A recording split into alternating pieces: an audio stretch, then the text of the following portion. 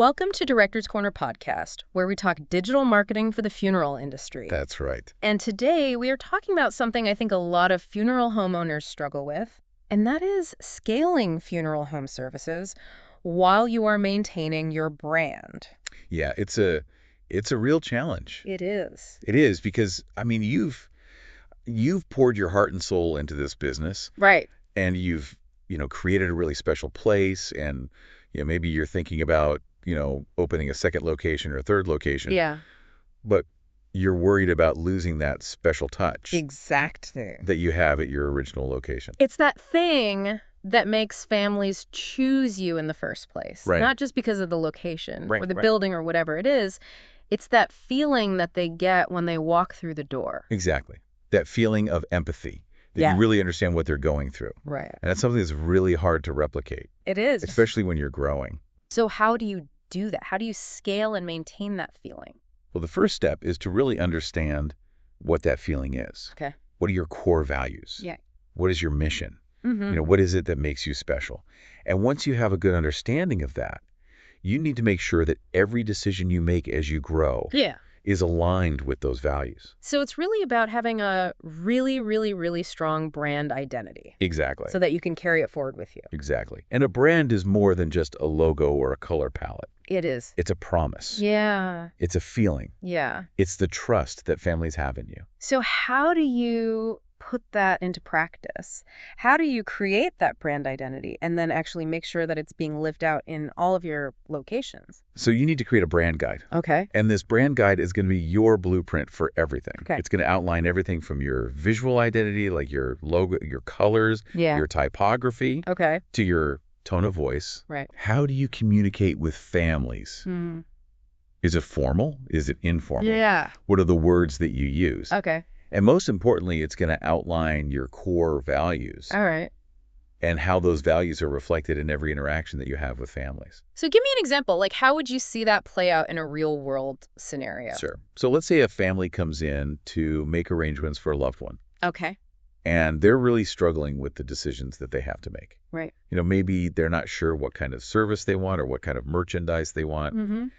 And your funeral director needs to be able to guide them through that process with empathy and compassion, Okay.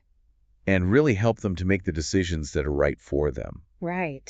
And that's something that you can't just teach someone in a training manual. Right. That's something that comes from having a deep understanding of your core values and really believing in what you do. And that's where the training piece comes in. And it's not just about teaching them how to, embalm a body or how to do the paperwork. Right. It's about teaching them how to be compassionate, Exactly. how to be empathetic, Exactly. how to really connect with families on a human level. Exactly. And it's also about creating a culture of compassion within your organization. So how do you do that? Well, one way is to have mentorship programs Okay. where you pair experienced staff with newer staff, Mm-hmm. and they can share their knowledge and their experience. Yeah. And another way is to have regular team meetings Okay. where you can talk about the challenges that you're facing and how you're meeting the needs of families. Yeah, that makes sense. So you've got the brand, you've got the compassionate team. Yeah.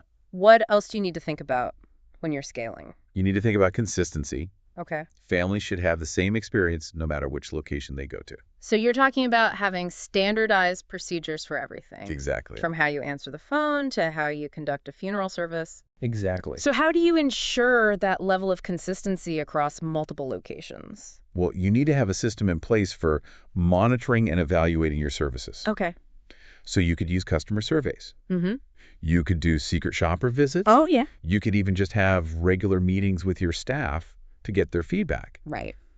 And then you need to use that feedback to make improvements. Makes sense. Yeah. Okay, so we've talked about brand, we've talked about compassion, we've talked about consistency. Yep. What about technology? Technology can be a huge help when you're scaling. How so?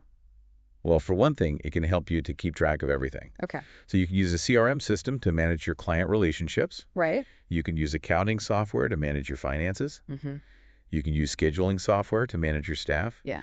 And all of these systems can be integrated so that they're talking to each other. So it makes it easier to see the big picture. Exactly. Yeah. And technology can also help you to connect with families in new ways. Well, you can use social media to stay in touch with families. Right. You can use email marketing to send out newsletters and announcements. Hmm. You can even use live streaming to broadcast funeral services for families who can't attend in person. Yeah, that's becoming really popular. It is, and it's a great way to reach families who might not otherwise be able to participate. Right. Okay, so technology is definitely a powerful tool, It is. but we have to be careful not to let it replace human interaction. Exactly. Technology should be used to enhance human interaction, not to replace it. Right. So what's the last piece of the puzzle when it comes to scaling with soul?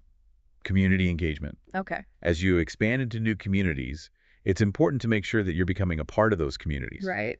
So you need to get involved in local events. Mm-hmm. You need to support local organizations. Yeah. You need to build relationships with other businesses. And that really goes back to what we were talking about earlier with the brand. It does. Because when you're involved in the community, people see you as more than just a business. Exactly.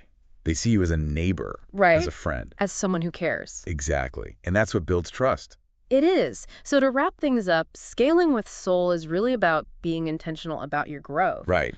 It's about making sure that every decision you make is aligned with your core values and that you're never losing sight of the human element of what you do. Exactly. It's about growing your business without losing your soul. Well said.